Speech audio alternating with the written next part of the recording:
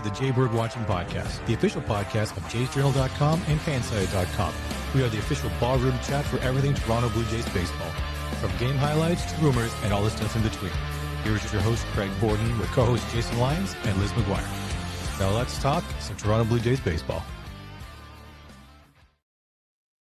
Good evening, everybody, and welcome to another episode of the Jaybird Watching Podcast. I am your host, Craig Borden, and tonight with me so far, Liz McGuire. How the hell are you? I'm good, bud. It's springtime. I'm feeling spring. I was just commenting about how excited I am that it's almost time change time where I get to blast. We're going to the future, into the future. Very excited about that. Yeah. Well, or is it technically going back to the future? That would be the better question. They made a film franchise about that. I think it was about me in Toronto in springtime. There it is. It wasn't about going back to the future or back to the past to figure out what was going on in your mom. It wasn't. No. It's literally me in my apartment sulking out my window, waiting for the Blue Jays to return. There is that. So let's just jump right into it, Liz. We've gotten some unexpected returns in the last week. We got the Blue Jays, obviously, doing some pretty decent things this spring. It's been encouraging to see them scoring runs, pitching well, playing good defense, and we actually have Dalton Varsho in this lineup. I didn't see that coming. How about you? I also thought that I thought that the messaging was he was going to be out for a while. Was it not? Yeah, that was the missed spring training, and I believe the exact words were starting the season late. So the fact that he's already got 2 bombs in 3 games, I know, but I'm not going to read into it too much. I am also. It's like, guys, it's like I don't want to read into this too much, and I get nervous when I get it's going to be awesome, but it is fun. Things are fun, It's fun that we're having a hot start to spring.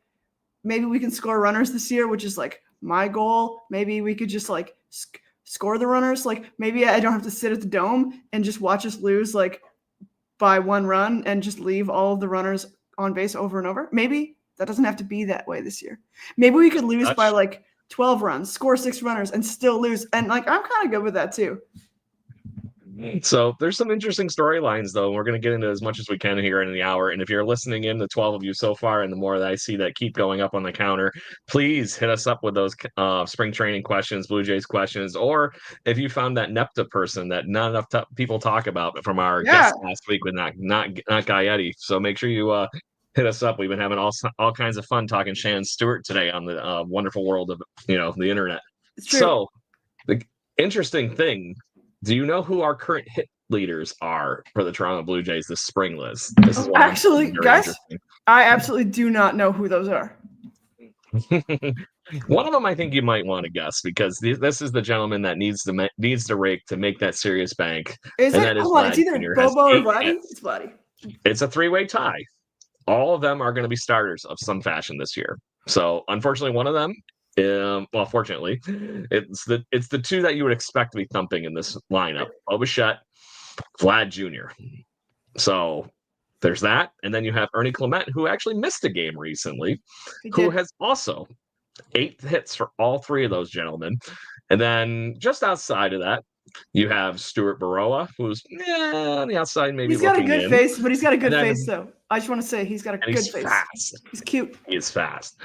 So, and then Miles Straw has 7 hits this spring. Who saw that coming? I do like that. 500. I like it. Maybe he's figured something out. Who knows? And I think that's funny that we already got that in the hit column here on the comments, that we got a New Brunswick, Canada guy. Even Straw looks good so far. Yeah, I know. That thing is my nickname for him was International Signing Room or whatever. That was going to be my nickname. Yep. That's fun. It's going to be great. And if he's just hitting dingers and getting on base, how fun will that be? That would be fun. And somebody that has been getting on base that I'm very intrigued by. We have seen what could be a resurgent hitter Alejandro Kirk this spring. Okay. Maybe that's it. So listen, I have said, I think it was right after his All-Star season, I'm definitely on the books of saying trade him now. Should we have traded him? Honestly, probably. But how fun. It's so fun to watch him rake. He's such a fun guy to watch. You can't help but want to see him do well. He's had so many naysayers and everybody's comments on his body, which sucks because he's better than Cavan, and no one ever talked about Cavan's body except that he stood there and didn't move it. Regarding being on the plate, but he's and he's fun to root for. Like, he's our guy. He's our catcher. He's a distinct looking man. He's an Irish named Mexican. Alejandro Kirk. Last name Kirk. Maybe it's Scottish. I don't know, but like, that's super fun. So this whole thing is fun. So I'm rooting for him, and I want to see what he's going to be like every day catching. Yeah. Did you ever hear the nickname that Ken had on this show? You only overlapped with him a little bit. No, what was it? The Maple Beef. Whose nickname is it? Is like the something meat truck? What was that? There's like somebody. That might be him. No, there's like somebody else that's new to the team whose literal nickname is like the Wisconsin meat truck, and he's like something weird. Anyway. I don't know if I've heard that one, but I will have to look that one up. I feel like that's a deep dive on the stats. I like this. Yeah, thick. His nickname is also Thick Jesus. I don't know why it became Thick Jesus. I think Gate 14 had something to do with that, but I respect that. Like, he is, I don't know, he can mash, and I hope that he does. The power looks like it's come back a little bit this spring, and I think that's what's intriguing me. It's not the God, was it he had led the team in the most like infield singles or something like that for a little while, which is just even more hilarious because he's slow. He's slow. Okay, so as I say this often, I do have a bet. My bet every single year is that this is the year. I say it. Yep. Sorry, thank you. There it is. Iowa. Bring that up. The Iowa meat truck. Peyton That's a Williams. Great name. Great name. So I will say this is the year. Thank you, Michael. I can feel it in my bones. This is the year that Alejandro Kirk steals a base. I've got a bet. There you go. I get $2 or $4, and with my friend Pete. And every year I lose the bet, and this is the year I win the bet.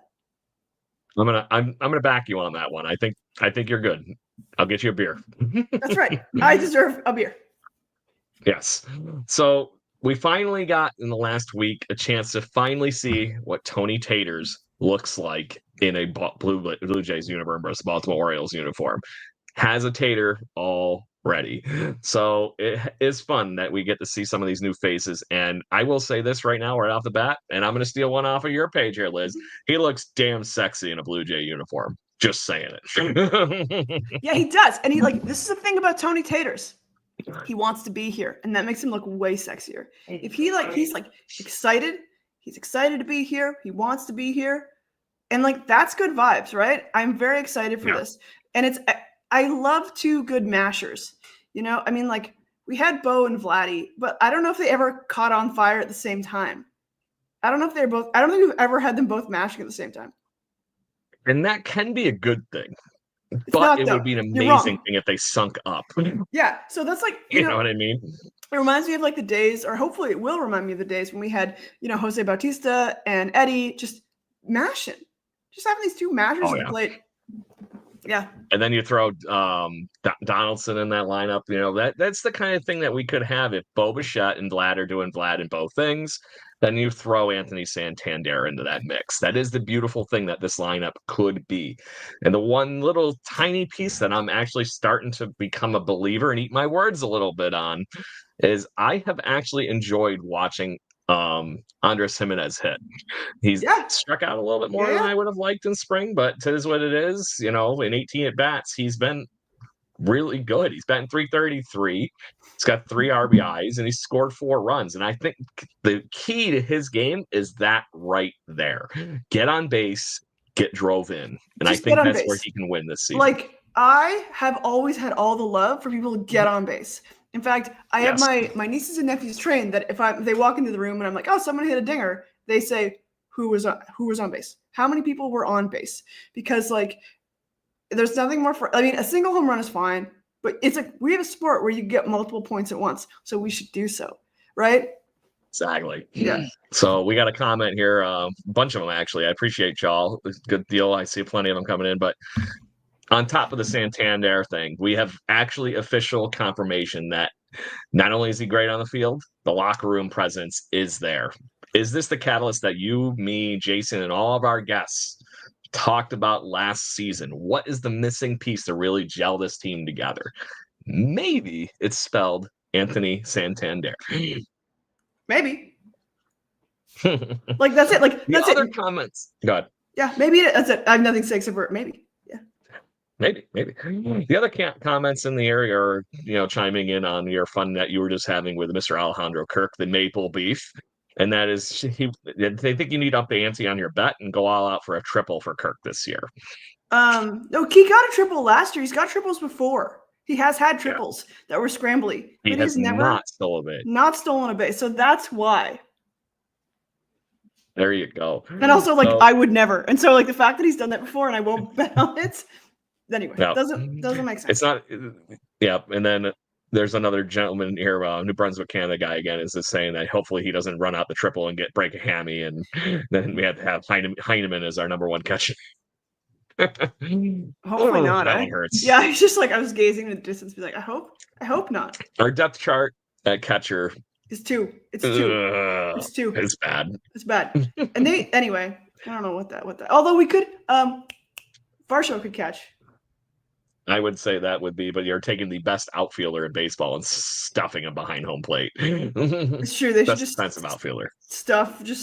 I don't know. It's bad. Anyway, they've made a vow. They're not going to rectify that. Can Nathan Lucas catch? That's what get the wheels turning. So, but right now, that's what the offensive side of the ball looks like. We have seen Max Scherzer in a good amount of innings so far this spring. We have seen Bassett, Barrios, the company. How are you feeling about the pitching staff so far this spring, Liz? I feel good about it. I feel good. I am always nervous about the bullpen, and I will continue to be nervous about the bullpen until proven otherwise. But I feel good with our starters, but there is a lot of questions left, right? There's just some questions left, but it's fine. As long as we have how many reliable guys do we currently have?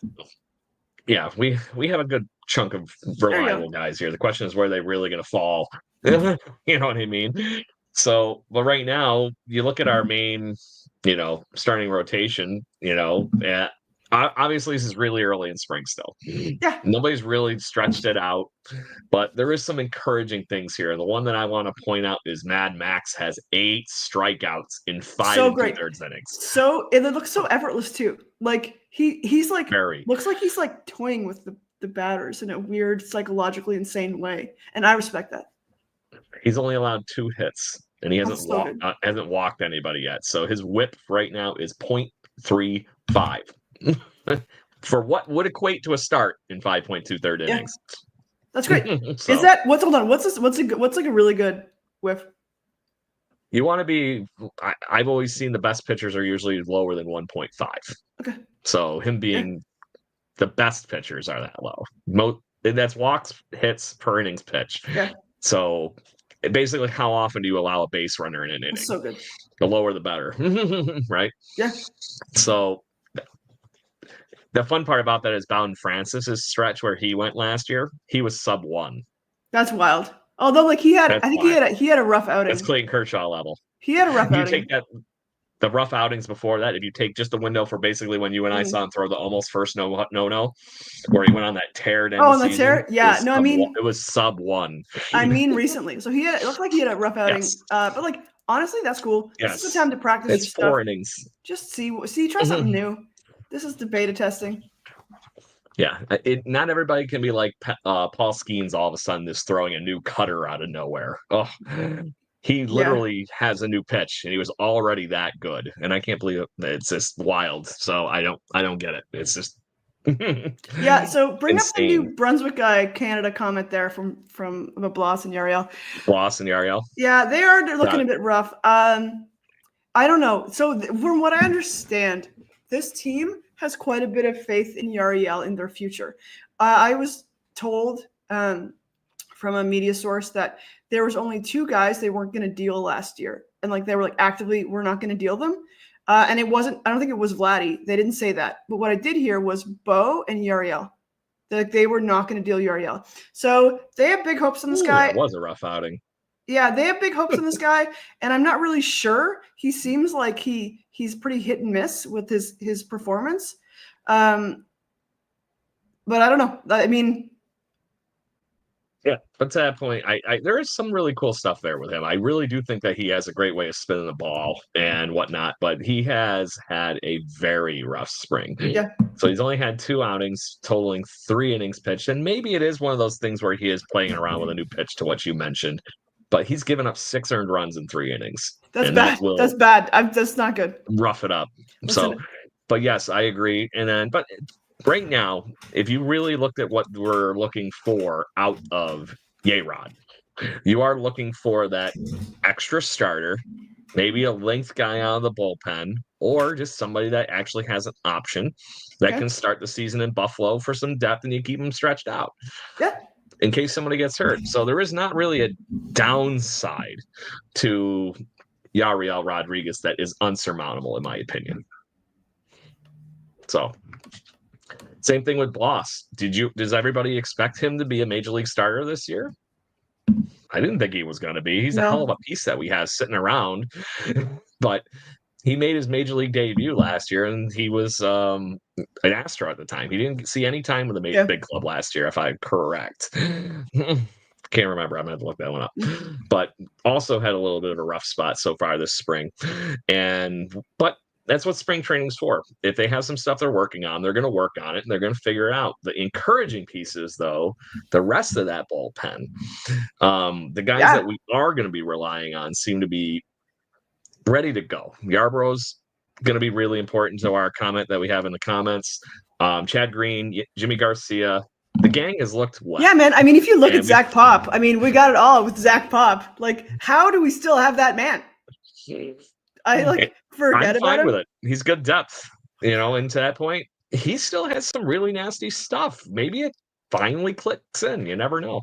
I'm going to call you the Pop Pal. I mean, you are a Pop Pal. That's your groupie of Pop. I think he's the only Canadian guy on the roster right now, except for Vladdy.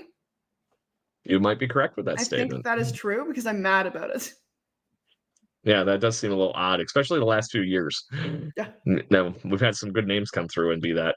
So, but I think the funnier thing is Brandon Little hasn't given up a run yet in three innings and only allowed 2 hits. He's looked pretty good. So I saw somebody. There's some fun stories going on in there. Somebody had a Brandon Little jersey, and I just couldn't figure out why. Maybe they are Brandon Little family. They were. That's why you need to be careful when you say things like that at games. You just be super polite to everybody always. Yeah. Yep. It should be that way anyways. That's why baseball's fun, Liz. I know. But the best is though when you see a Brandon Little jersey and you're like, Brandon Little, or like, you see a expect it to be him. No, it's just so funny. Like, we'll do a piece later on weird jerseys I've seen around, but it's like, yeah, even like a Ryan Goins jersey is a good one to see around the park. Just like, there you go. I love Ryan Goins. I still want to get him on this show and pick his brain about being around those teams and being around some of the hitting coaches and whatnot and defensive guys. I think he'd be a fun guy to talk to. So, but I think one of the things I'm most intrigued by is I don't know what we got out of Chris Bassett last year other than we got an innings eater, allegedly, right? Yeah. But it kind of just reeked of R.A. Dickey, kind of like level innings eating. Yeah, he's eating innings, but how well is he eating those innings? Yep. It's kind of like me trying to eat a giant burger with way too much sauce on it. It's just kind of, it's not good eating. It's messy eating. But he's had a good spring. I'm intrigued. He's super competitive guy start on there, and it looks good. Super competitive guy. You can't help but root for him. But like, I am concerned about all of these guys because they're old. Yeah, there is that, and Bassett's one of those ones that he's in a contract year. Does he try to take it up a notch and keep things going too? He's getting to play with Mad Max again. I miss Kikuchi. I like straight up still miss Kikuchi. I miss Kikuchi. You say you miss him? You say. Bad joke. Always. So this is an interesting thing on Zach Pop that he's actually out of options this spring. I looked this up. That is a true fact. So he has to make the team or squeak through waivers to go play in Buffalo.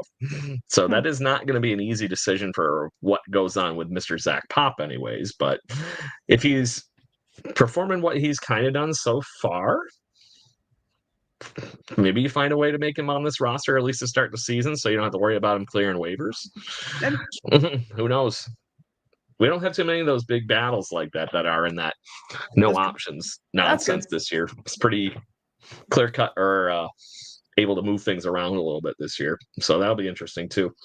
But anyway, we have a comment here that I want to get to that is from Michael Borland, who's a frequent flyer.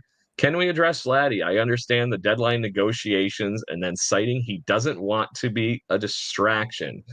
But we keep seeing the stupid Instagram. Yeah, I have things to say about this. He's in his feelings, Yes. and so I'm ignoring all of it because I know he needs to have a good year. That's it. All of this, whatever. He set a deadline for negotiations, but it was never in his best interest to take that like price. You know, if it wasn't in his best interest, he would have done something and pushed him a little harder years to come. Yeah. To that point. But like the deadline was a formality. It was a formality. He's going to go to the open market and see what he gets. But it is cool. There's a lot of things that could happen between now and then. You know, we saw that with Aaron Judge. He went to the free market. He stayed a Yankee. But the real, like, I do like the fact that it is an incentive for him to have a really good year. Him and Bo have a good year, you know? And if you don't, we'll see. Yeah, Vladdy's betting on himself, just like Aaron Judge did that season when he hit the 62 home runs. He broke the American League record that year. I think he hit that home run against the Jays. I think he might have. But anyway, so I'm not taking it. I don't like all this is business stuff. It got like even like what they say about Bo. Well, Bo doesn't want to be here. Has he said that? No, he plays here. He's going to play here. And yeah, the David Ortiz number is, I believe, would be the real number. I like kind of think that is the actual 585 million is the real number. There it is. And that was the David Ortiz number. And we know Big Poppy is always so right. No, that's what David Ortiz said Vladdy should get. Yeah, but that's I can't argue against it, especially if he puts up an MVP this year. Yeah, so it's what happens at the end of this year that I'm like with the Jays. That's going to make me really but I do think that there's bad blood there between the ownership and Vladdy right now, and they've got to fix that.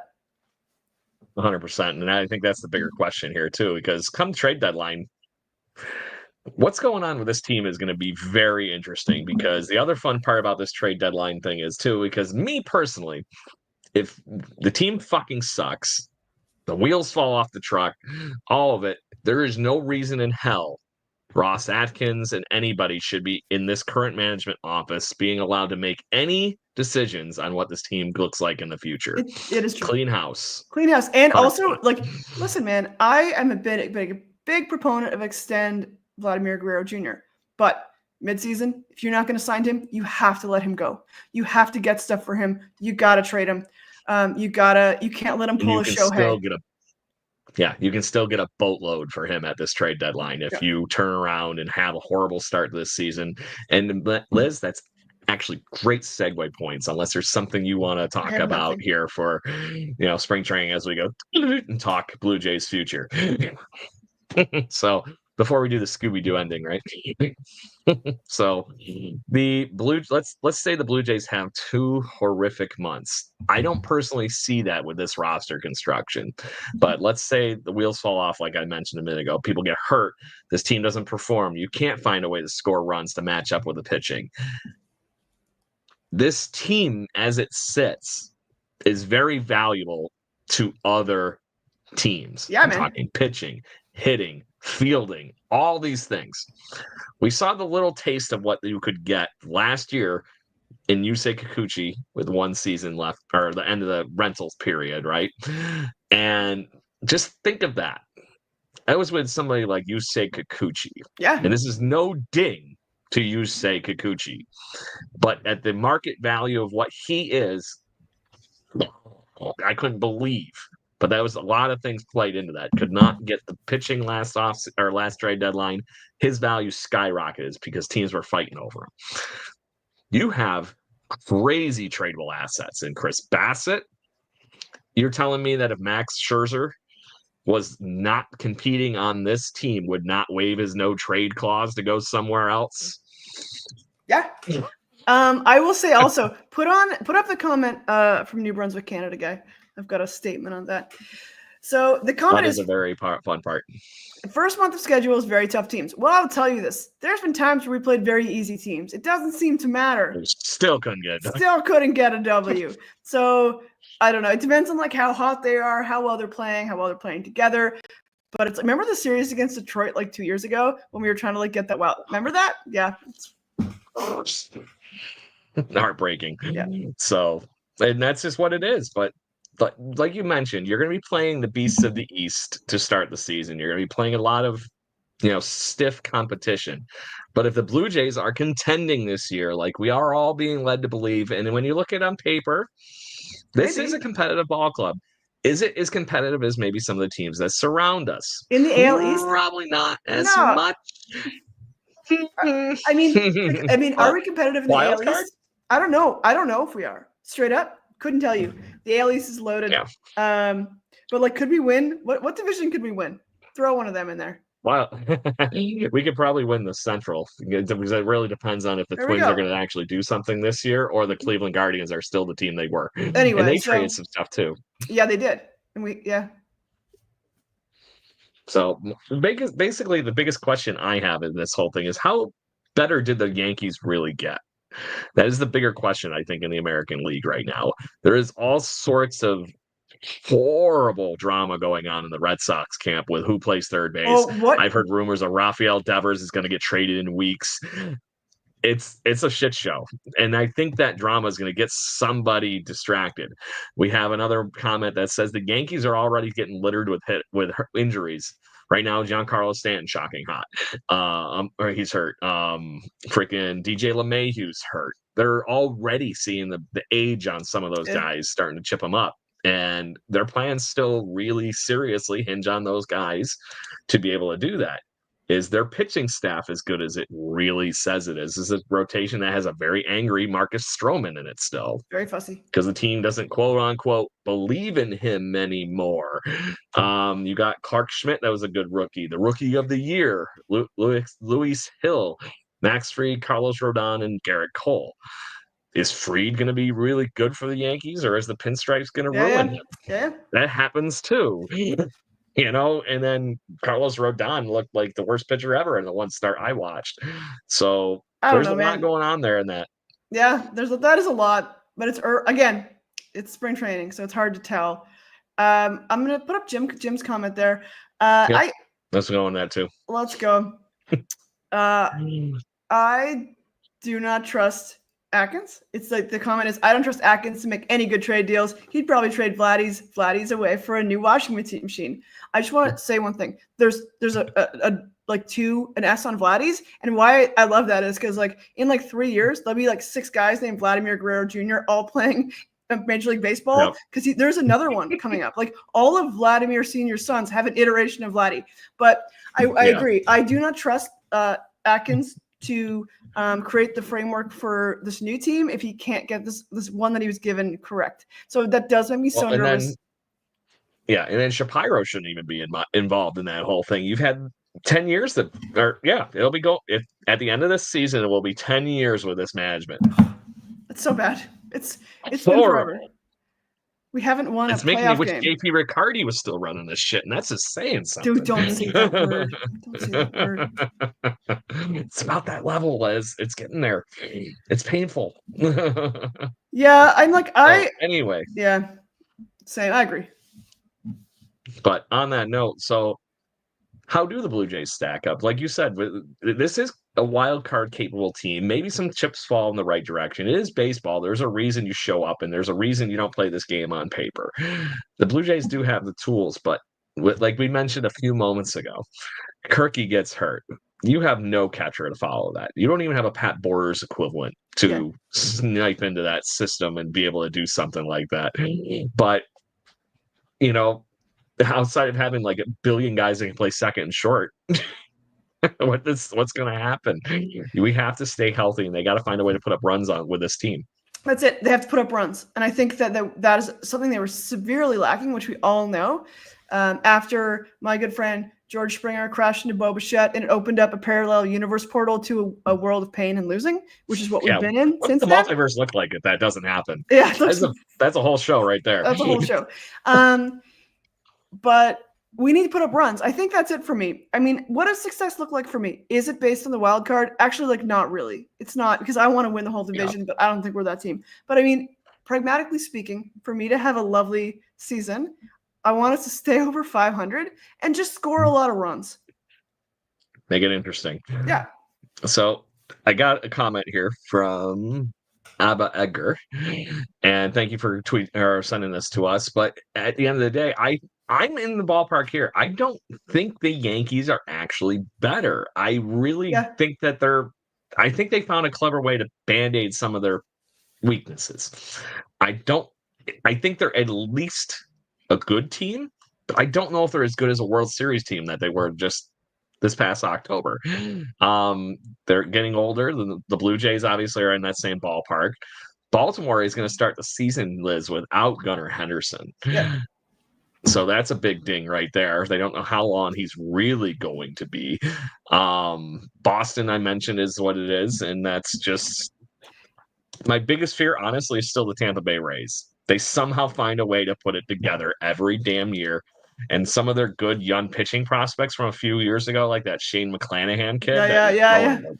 Crazy. And, they have no He's home this year, finally. So I'm sad for them. That's weird. I'm sad that they're homeless, and I do like the fact that their mascot is like a flappy-looking creature.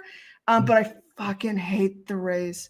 I fucking hate them. They always find a way. And this is my thing with the Rays. The Jays will be on like a roll. They'll be like doing really well, and then they'll encounter the Rays and they just lose it. It's kind of like when you're walking down the street and you see like your ex pops up at you and you just don't know what to say and drop all of your groceries. That's the relationship with the Jays and the Rays, man. Run away. That's the interesting part. And I don't know if anybody's a Gabriel Iglesias or Fluffy. Apparently you're supposedly not supposed to say homeless anymore. They had some stupid political correct. No, you say no. I work in that industry. You say the unhoused. Unhoused. The answer is it's like, unhoused. And he had the best turnaround. Apparently, at the end of that, he was selling his house, and somebody just came in and gave him like a crazy offer when it was while he was on tour. So he just took the offer and got his shit out of the house. So he was technically unhoused. Yeah. Well. But the Rays are housed temporarily at Steinbrenner Field in Clearwater, Florida, where the Yankees are going to play their home games right now for their spring training. That's gonna be an interesting scheduling nightmare because the single A Yankees still use that ballpark. Yeah, that's weird. But I mean, at least they're playing somewhere. What's the capacity of? I mean, actually, it doesn't matter the capacity because the Rays can't fill it anyway. The funnier thing is that people are gonna have an easier time probably getting to Clearwater to go to these ball games than they were to St. Pete. I've been to those games, and I was on vacation, and I had a hard time getting to those games. Just saying. Yeah. Not after a work day. Wild. So, but yeah, it's going to be interesting. But right now, like I said, the last I saw, the proposed plan was that they are going to be playing their home games in Steinbrenner Field because it is bigger, to your point. And yes, they're going to play there, but eventually that is the thing. Right now, they're actually debating if they're going to fix up the Trop enough to play there next year, not this season, but the following, before they're why would they want to save the Trop? Don't save the Trop. So much money they were talking about to get that roof reconstructed. Nobody and all the damages. I would just knock the damn thing down and start over. Put the new stadium there again if you have to. I don't care, but that would be a better investment. I just don't understand. I don't get it. So, and their new ballpark they put on hold, I heard, because of all this. So it's crazy. Portland's looking for a team is what New Brunswick, Canada guys say. Yeah, that's like I always say bring back the Expos. Portland needs a team. That wouldn't be a bad one. I still think Montreal does need the Expos back, and I think they utterly deserve it. Period. I also want to split the market. They were wrongfully stolen. Split the Jays market so that the Rogerses don't own a monopoly. That's it. There is that. So it'll be interesting, but that is going to be a fun one. I'm still looking forward to those games. The Blue Jays will get to play in that ballpark against the Rays. I've actually never thought about that. So that was slap. Yeah. But like it's like when the Jays during their COVID years were playing in was it Dunedin? Yeah. I was playing the newly renovated Dunedin. But it was newly renovated ballpark. But like as my friend Buck Martinez would say, titty ballpark. So they're playing a titty ballpark, and I thought about that a lot because No. Then they played in Buffalo. Then they were in Buffalo at Salem Field. Yes, I went to a few of those games. Yeah. They were awesome. And so that was the Buffalo Bison's ballpark that they play in, which is the Blue Jays minor league affiliate, was actually intended to be a Major League Baseball stadium. It's designed so you can actually add a whole nother level to it, and it would have enough seating. Yeah, it's not fancy though. It's like made of poured concrete. No, it's like, it looks like your local hockey arena, but it's very Buffalo. No, I love Buffalo. Yeah, but it's very blue collar and ready to go. But imagine being your MLB guys, being like, "Sweet, I'm an MLB guy, and now I'm like in this like practice facility all year." It's different vibe. Oh, you mean like how the Yankees kept bitching about the amenities during the COVID season in Buffalo? Yeah. What, you don't like your tent in left field? I do. So it is what it is. So, but on that note, we were talking about how the Blue Jays act if the crystal ball unfortunately goes as the multiverse, whatever. We get steered in the direction that the Blue Jays have to do something. There is so much trade value, even at the trade deadline, to a competing ball club to get somebody like Vlad, get somebody like Bo, Bassett, and company. If you're even around 500, so let's use the 2015 analogy here. You want to go out on top. The Blue Jays have nothing to trade to get somebody like David Price. They have nothing to trade to get somebody like Troy Tulowitzki. You have to build it. You have to burn it down. There's nothing. Your options are so much more limited. At that time in 2015, the Blue Jays were 500 when they traded for the roster shuffle. They were 500. People forget that.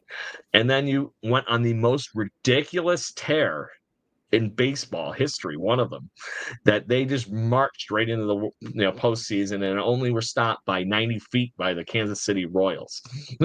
So just saying. And congrats to Mike Moustakas for retirement the other day. It's just saying. They don't have options, Liz, if the trade deadline creeps up and they're a shitty team. Or even a 500 team. This is a very hard. Could you just pay money though? Can you buy players at that point or no? I don't know. I really don't. I at that point I would really be surprised what you would have to do to quote unquote rob Peter to pay Paul in your situation that you're talking about there to trade up. You're gonna have to be that person that can take a crappy car and turn it into a Lambo in a week. Yeah, trade all these chips and trade up. Part of me is like, well, this is the ownership that said they were going to build depth back into our farm team. So I'm kind of like, play non-farm team games, win non-farm team prizes. So it sucks because I'm like, oh, I'm basically betting against my own team. But I'm like, well, guys, you fucked it. You fucked it. Yeah.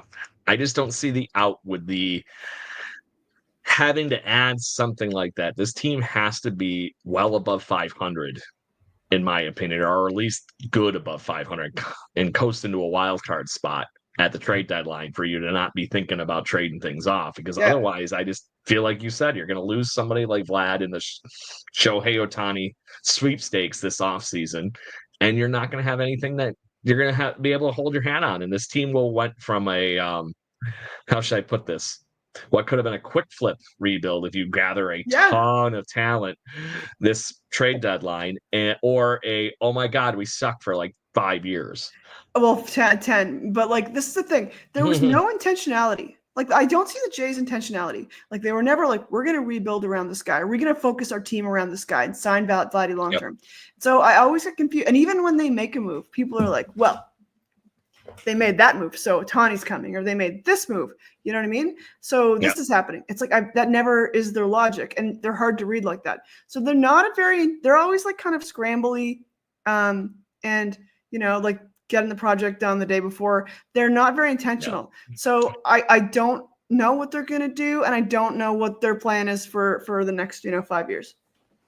Yeah, almost got 200 of you in the chat, so keep those comments going. We appreciate having some jumping off points and answering some of your questions here, because this has been a fun conversation of, like I said, the multiverse of what this season could look like a little bit. Guys, go ahead.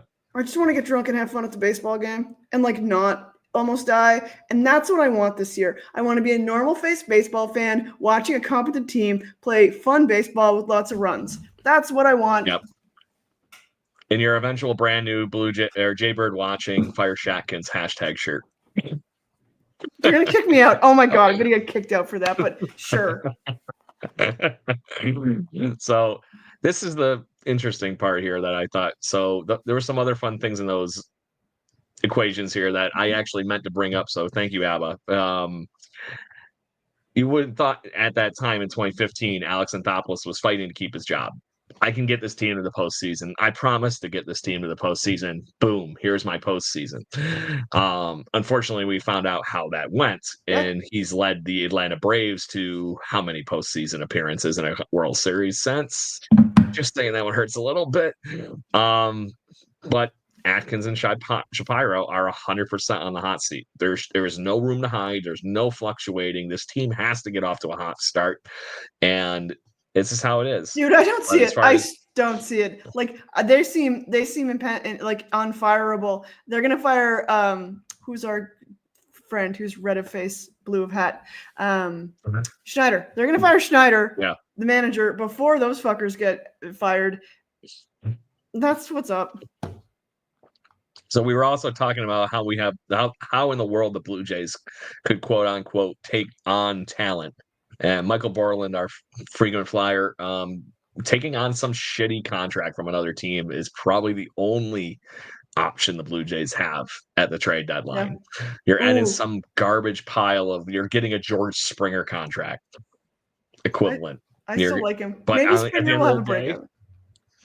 You know, I would love to see that. I do love George Springer, and I like what he can do, but think about that right now. If you were having to inherit a giant monster brick of a contract, the Blue Jays actually are not horribly positioned to do something like that now that I'm thinking it's good about it, because you are going to lose the contracts of $12 million to Bassett. It is a money exchange, though.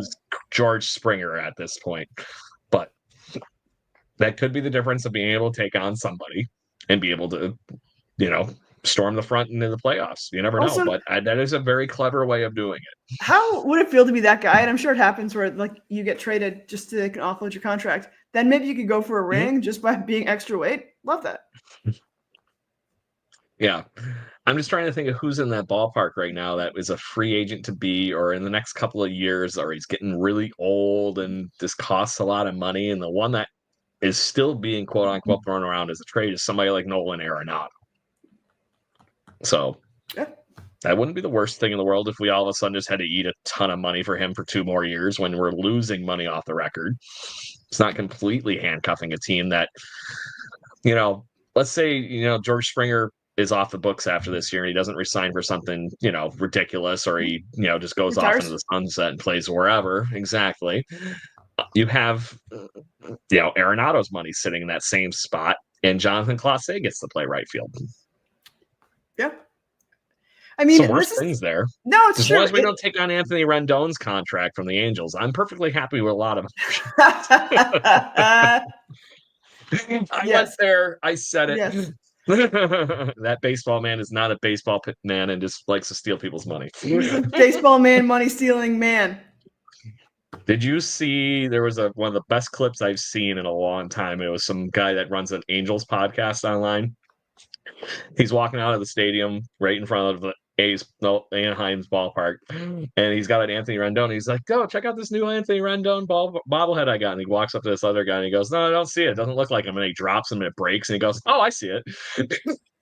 I kind of feel bad for the guy, but he wants to be into it. I don't know. Yeah. Good deal. But yeah, I think that's where they are. They got to find some way to get clever. But we got a comment that says we're just going to start paying Jimenez apparently after this season, but that's besides the point. So, but there's other people coming off the books. There's at the end of the season, the big contracts the Blue Jays are going to have left on the books are basically Jose Barrios and Springer Gossman for 1 more year. No, Springer's done this year, I think. Is he done? I thought he had another year left after this one. Searching. Or anybody that beats me to it in the comments, you're all welcome to. Yeah. I thought he had another 2 years because I was sad about that. I was under the impression it was just this year, but maybe I'm wrong. Maybe it was last year Searching. before. Anyway, it's so funny It that is they're next not year. re-signing Vlad. 2026, 24 mil too. There you go. So he's a free agent 2020 going into 2027. Yeah. So Yeah, for some reason I thought it was this year. The thing is that like it's so funny why they wouldn't just pay Vlad all the money. I don't know, guys. It's so funny. Yeah. Yep. Nope. Don't worry about it. Yep. Not a big deal, right? No. Yeah. But there's some other ways to save some money there. Maybe Jake Bloss figures it out in the minor leagues this year.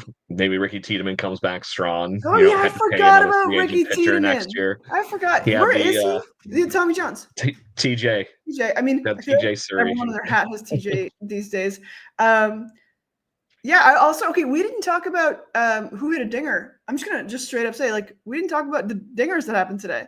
Did we talk about how it was Dog and Davis hit back-to-back dingers today? That's great. I wonder, what is your thought on people love Davis Schneider? People love him. Yeah. Is he making the team? I think he might, but my worry is it's one of these other guys that are fast and speedy going to be the one that sneaks that roster spot away from him, and he ends up having to report to Buffalo. But I think he's going to Buffalo. There is something for the mustache man that can just come off the bench and pop a home run for you when you need it. Yeah, but let's not forget the times when he doesn't, though. There is that. But I think we'll see. I think he's going to be a good mid-season piece. He'll be in Buffalo. Call him up mid-season. He's having a good spring. Yeah. He's got 5 hits in 8 games, 4 runs scored. And like you said, the home run today. That's a spring. He's right up there in that same ballpark as Alan Roden, who's one of his competitors. Orelvis Martinez has got a lower batting average. Barger hasn't been existent all spring yet. Yeah. So, he's basically fighting somebody like Stuart Baroa for a roster spot. I would rather, in that situation, I like Baroa, don't get me wrong, but I'd rather watch Baroa go to Buffalo than Davis Schneider. Agreed. I agree. There's a comment of in the chat about how Varsho's done in 2026, but the Blue Jays can be a younger team by 2027.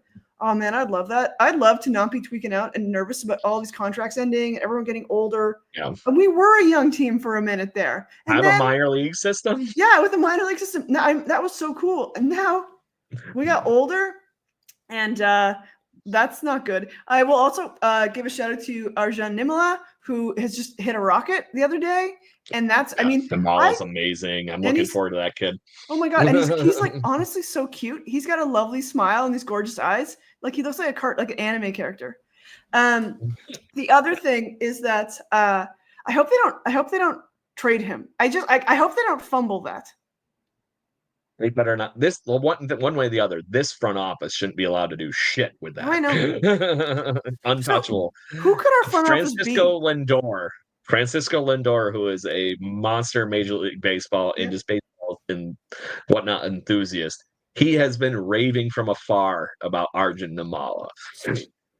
There's interviews with him asking who he's seen at some of the young player stuff and things like that. He goes, Lindor is one of the baseball ambassadors. Yeah. He goes to these things and goes to all these young talent displays and all that kind of stuff. He said one of the young kids that he's having the most fun watching is Arjun Nimala. Yeah. And that is really cool for Blue Jays fans to have somebody with Lindor's talent. Yeah. And then him doing what he's been doing this spring. It reminds me running it the other day. Yeah, it reminds me when we hit Bo and Vladdy, and that was fun. And then they fumbled that. Yes. Yes. And the fun part about that is he actually made the Major League Baseball top 100 list in prospects. I think he was 84, 85, 86, something that. Yeah, I think he's the first Indian to be on the prospect list or maybe even get drafted. I don't know, but good for him. He was there's been a few Indian people that have played baseball in the minor leagues. I don't know if any have made it to the majors or if they haven't been the level that he's so far on. To your point, I believe he was the first one that's been drafted. That's a direct Indian descent. And Toronto is a really, really diverse city. And that matters. That really matters. He's going to have a blast. Yeah. And he has a chance to be that next poster child of the Blue Jays. He really does. It's going to be very interesting to see. He went on a tear after he came back from his injuries. He had a really rough season in Dunedin to start the year, but he finished strong. And I'm looking forward to seeing what he can do with the rest of this spring. I really am. He's trying to find his line. Yeah. So Capsman has a comment in our chat that apparently the collective bargaining agreement runs out in 2026. And our good friend Manfred had said that a lockout would be good for baseball. That man hates baseball. Because he's an idiot. That man hates baseball. And he wants to make sure we have the golden batter rule and all this other stuff. You know I do love that. Just spin a wheel. Let's go. Too, but I like it in the banana ball thing. I love the Savannah Bananas and what they're doing in that little fun league and whatnot. There's 4 teams in that league now. That's wild. It's fun stuff. I really think that they need to get their next world tour going up all toward your guys' way in north of the border. I really do. I didn't get a chance to see it here in Buffalo because it was sold out in like 5 minutes. Yeah, it went. So, but anyway, Liz, we are at that point where we have about 10 minutes left on the show. Blue Jays fans, get your comments in. We appreciate all your listening that we have had and all our debating and talking this evening on this episode, which is actually episode 450 tonight. That's very many episodes. I've been on like 6 of them. Good for you, Craig. Congrats. You account for a good couple of percents, bud. Don't worry about it. I think I tweeted it out. I'm trying to find the tweet because it was some wild amount of days that I was like, oh my God, I've been doing this that long. And it just kind of blew my mind when I put it up earlier. It's been 6 years, 9 months, and 26 days to hit 450 episodes. And obviously, I've had a lot of fun on the way. Otherwise, we wouldn't be doing this. And Liz, I'm just going to say this. I've especially had a fun time. Yeah, I roll up. Jason the last few months. Yeah, it's been good. It's been good. Craig, what are you excited for? The current roster's hot. What are you excited for this baseball season? I'm excited for this baseball season. Hopefully somebody taking down the Dodgers. Oh my God, that's it. So for me, it's like the Dodgers are the final boss, and it's like who's going to take them down? And I think that baseball is real scrambly. So except they have such depth. I am excited to see what happens there. Also, is the next 20 years going to be Bobby Bonilla Day for the Dodgers, where they're just paying back old players? Like, how do you have a sustainable team when you've taken out so much debt, like payback debt? So. That's what happens when we have people like Magic Johnson that own your ball club and the ridiculous collective that owns the LA Dodgers. It's a name of names list. I should look it up and see if I can find it here in a few minutes and see if it's like a who's who of celebrities. And obviously just some, I'll say rich executives too, because that's what people do. Yeah. But love that for them. It's a very strong core group that owns the LA Dodgers these days. But it's been very fun. I've been glad that I literally found you because of your baseball card, and then you took on our stupid offer to come study with us here on this show, and here you are. It's true. It's been a delight. I don't know. That's it. I keep rolling up and be like, sweet, we're talking to all these cool baseball players. How did this happen? And Craig's like, this is like the 400th episode, man. Don't worry about it. It's all good. So, but we're obviously going to keep rolling and having some fun. Actually, Liz, I don't know if I told you or not, but we actually do have a gentleman joining us in a couple of weeks here. In one of the only gentlemen that's actually hit the cycle for the Blue Jays. We have one of the NEPTA people on for the it's not Gruber. Mr. Not guy. No, it's not Gruber. I would have cried. I would have just bawled. I'm like, Gruber. Oh my God. Dave Coulier is coming to save us. So. But no, Jeff Fry is going to join the show in a couple of weeks. So he's going to come on and we're going to talk all things baseball. And obviously we got to ask him about playing for the Blue Jays and hitting the cycle in the Sky Dome. That's amazing. Not I'm really excited for that. Yes. My whole thing is like, my goal is to see somebody hit for the cycle. I would love to see it. Yeah. Come close to a few no-nos. Yeah. But not the cycle. No, I've seen a no-no. I've seen a no-no. Yes. I do have something for you that I found at the Toy Fair though this weekend. All right. Are you curious? I'm going to tease you with it from afar. Okay. It's Gruber! Yay! Oh man, there's a Gruber action So you weren't terribly wrong with the Kelly Gruber thing. All right. I love everything. $2 American right there. Kelly Gruber. Boom. Starting lineup figure. Hell yeah.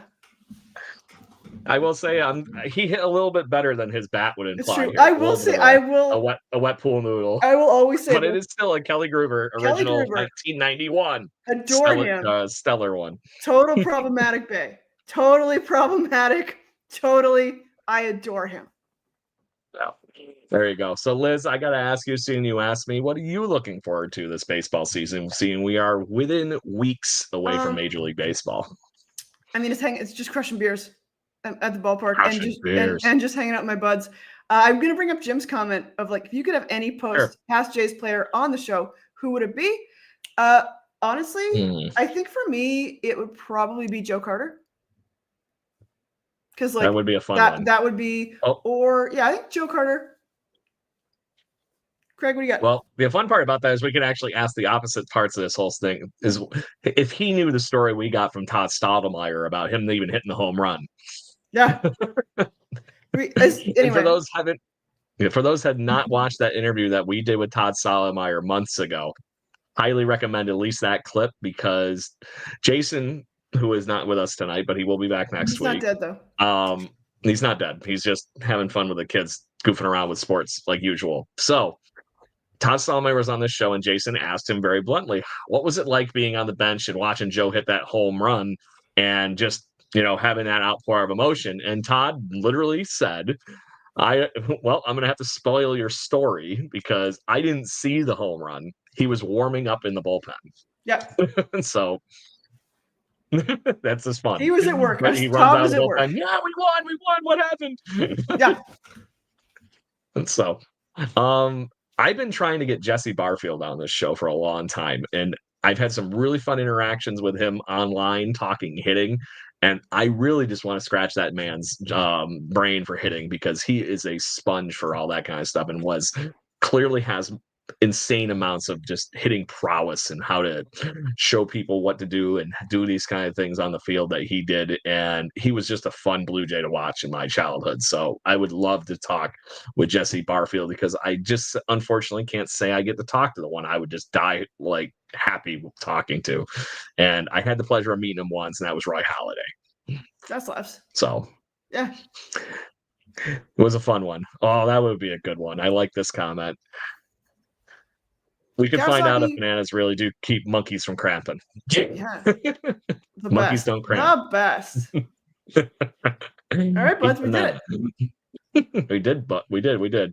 So, but anyways, Blue Jays fans, we're going to make sure we continue to have fun here. We're obviously enjoying everything on episode 450 tonight. Liz and I holding down the fort. We're going to have some more guests on in the near future, and I'll talk all things Toronto Blue Jays baseball. Liz, is there anything you'd like to mention before we go? No, but I'm excited for spring in general. The whole vibe of no snow and more light. So let's get that. Yeah, I'm sick of the mud pond that I seem to be living in here in Rochester, New York. I'm kind of like over this whole winter and sludgy, disgusting, horrible thing. I just want the snow gone, like you mentioned, And it's not even fun snow anymore. I can't go do donuts down the street in the parking lot in the truck or anything like that. It's just bleh. So good deal. Spring vibes. Let's go. And thank you very much, everybody, again. Listen in every week here at 6 p.m. Eastern time, live.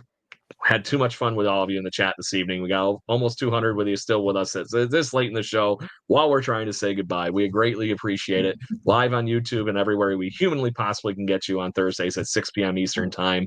And whatever you get your podcasting pleasures after the fact. And obviously, please like, subscribe, share, and we'll have some more fun with you. Please interact with us on everywhere you can on the social media, and we will have some more fun. Let's go Blue Jays. Cheers. Thank you for listening to the Jay Bird Watching Podcast. Please follow us on Facebook, Instagram, Twitter, Twitch at BirdwatchingGC, and our YouTube channel. If you want to support the show and get extra content, please consider joining to our Patreon at patreon.com/birdwatchinggc. Go Jays, go. Woo!